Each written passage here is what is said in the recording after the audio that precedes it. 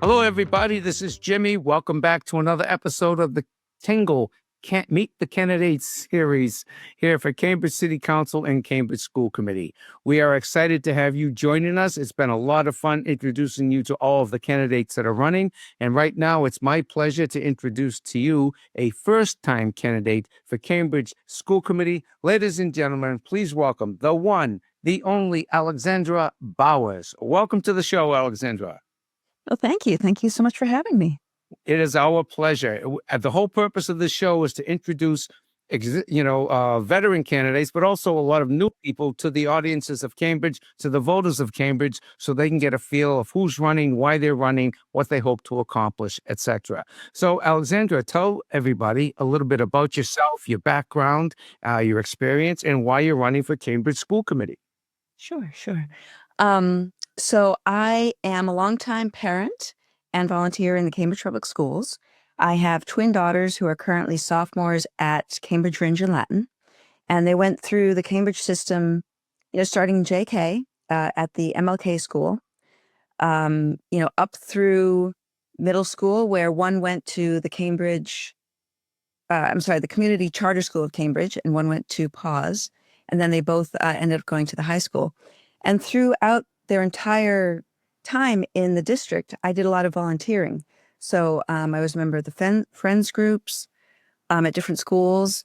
I served on several school councils. I'm currently on the CRLS School Council. I volunteered for things like the Weekend Backpack Program, Food for Free. One of my favorite things was running book fairs at the elementary school, because it was like the most fun all year. I think for parents and kids and teachers, it's just a blast. And I also was a journalist for the Cambridge Day newspaper for 5 years. I covered education topics in the Cambridge Public Schools. And so I have a viewpoint of both being a parent that's gone through the system and being, as objective an observer as I could be, while reporting on, the policies and the issues and sometimes the successes of the school system.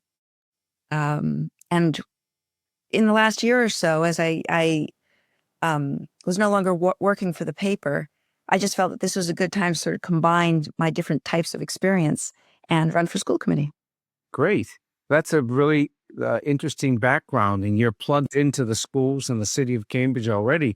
So first of all, how do you think the Cambridge schools are doing in your experience? And what do you think we could do better? And in the same vein of that question, what would you hope to accomplish in your first year? What would you like to work on? 2, 3 things that are kind of driving you to run? Okay. I have to say we had a fantastic elementary school experience. My kids, the MLK school, just a really close-knit family, a friends group. It was just such an amazing experience that, I hope that everyone in the Cambridge Public Schools has that. Academically, it was challenging. Socially, it was fantastic. My kids became friends with, many children who attended the school. Middle school was a little more problematic because COVID hit when my kids were in 4th grade. And because we had an elderly family member living with us, we didn't send them back for almost a year and a half. We just didn't want to expose anyone to COVID who might be vulnerable. And so we ended up sending both of them to the Community Charter School of Cambridge. And one ended up staying. It was a really good fit. And one ended up going back to Pause. And I'm giving that context because it's when you have twins, you get into very different academic and social experiences. You sort of, each one highlights the successes and maybe the flaws or the drawbacks of the other, which I think also gives me some insight into how the schools can be made better, particularly at the upper school level, which traditionally has been a weak spot for the school system since the innovation agenda was put into place. So I would definitely spend time on the upper schools. In terms of the high school, we've had a fantastic experience. Again, my kids are sophomores, so they've been there, a year and a half. and just the breadth of the courses, the number of sports teams, the academic challenges, the RISTA program. It's like a small college. And it's amazing that students get to have that when they're 14, 15 years old. It's amazing. In terms of what I would focus on as a committee member, again, the upper schools, I think they have improved. I mean, we were coming off COVID. There was a lot of upheaval, and I think that things have settled down. But there are still discrepancies in the abilities of students from different backgrounds, whether it's cultural or socioeconomic. I think that there needs to be better communications between the elementary schools that feed into each middle school. The school committee it doesn't dictate what people can do, but it can set policy. It can highlight initiatives. It can encourage, the district to put resources into certain areas. And ultimately, it approves funding. So I think that as a school committee member, I could help identify areas that could use more attention and, try to persuade other members to join me in voting for those resources to go where they're needed. Mm-hmm. And give us an example of where you think the shortcomings might be, where you would want to increase funding or attention in the school.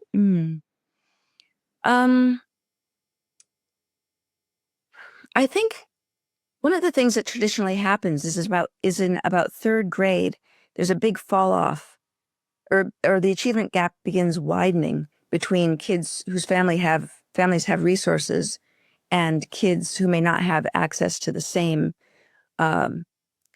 level of resources. And I think that, it's a huge problem to try to address, but I think the schools can start making inroads. One of the things that I think could be very effective is increasing family engagement, drawing families from different backgrounds into the schools and making it more clear that you can establish a partnership and trust between families and educators and administrators, because there's really three prongs that, if they work together, can really create a more solid foundation for kids to be able to succeed. I'm not a professional educator. I've taught a little bit part of my background is I spent some time teaching in a grammar school in Pakistan and in a high school in China. So in those places, I was given a great deal of leeway about what I taught. And I think that extending that to the Cambridge Public Schools, I don't think that you can impose from above one type of family engagement or, a very rigid structure. I think that each cohort in each class is different. And what you have to do is establish communication and rapport between administrators, educators, and families to provide what each cohort needs. For instance, a class of kids who are still learning English as their second language is going to need something different than a class where there's a high level of twice exceptional children, twice exceptional learners. So I think that Karen Mapp is an educator and a researcher who has come up with a framework for establishing family engagement structures. And what I liked is that she didn't call it a roadmap, she called it a compass, so that each individual unique classroom can create their own structure to best suit their own needs. Mm-hmm. Very interesting. Well, tell me, you had mentioned the innovation agenda and it being a turning point. I think you were alluding to in the high school. Could you just explain to the listeners what the actual innovation agenda is in the high school, and how has it, in your estimation, been had a negative effect on the high school? It wasn't so much the high school that there was a different initiative in about 2000, 2001 that altered its structure. But the innovation agenda was I believe it was roughly 2011. And that's when Cambridge moved from a K through 8 to a K through 5 system, and then added middle schools. So that right now in Cambridge, there are roughly 11 or 12, depending on how you count, elementary schools, and the majority of them feed 3 apiece into different upper schools. And I looked at some of the numbers recently, trying to do a little research of my own, and it seemed that when that was put into place, there was an exodus of families out of the Cambridge system, because I don't know, my kids were already, they were 2 or 3 years old when the changes happened. But from what I've researched and what I've been told is that the transition was very rocky and that parents didn't have faith in the upper schools being able to properly educate their kids. And that roughly 20% of families leave Cambridge, the Cambridge system, by the end of 5th grade. And they go to middle schools, parochial schools, charter schools, and a lot of them actually come back to CRLS. So 20% of the students that enter CRLS did not go to a district upper school. And that changes a lot of the dynamic at the high school because, for instance, algebra is a hot topic. When the Cambridge public schools phased it out, Algebra 1 out of the upper schools, all of the other non-district schools kept algebra. And so what you have is students entering the high school already academically ahead in math if they did not go to one of the Cambridge upper schools. And there's this like inequality, or you could call it inequitable knowledge, access to knowledge that is, I think in some ways damaging to the social fabric and probably the academic fabric as well of the high school. Okay. Well, thank you for clarifying that. I know I wanted to know, and I hope our viewers know as well. I hope I was clear. Yeah, you were clear. But tell me, is there anything else you'd like to tell us about yourself or what you would like to focus on? And then how can people get in touch with you? How could they volunteer, maybe get a yard sign, maybe make a donation? And how can they find out more about you? Okay. I think for me, the focus would be on family engagement, making sure that kids have access to the type of classes and the support they need to succeed. And also a review of the initiatives that the district has put into place over the years, because there's been a lot of initiatives, but not a lot of analysis of what works and what doesn't. So those are the sort of the 3 things I'd be interested in focusing on. In terms of folks getting in touch with me, I'd love to have more help. First-time candidate. This is all new, very nerve-wracking in many ways. But if you go to votealexbowers.org, you'll be able to find out more about me, see links, donate, and read blog entries that I've written, and just get to know who I am and what I'd like to do a little better. Great.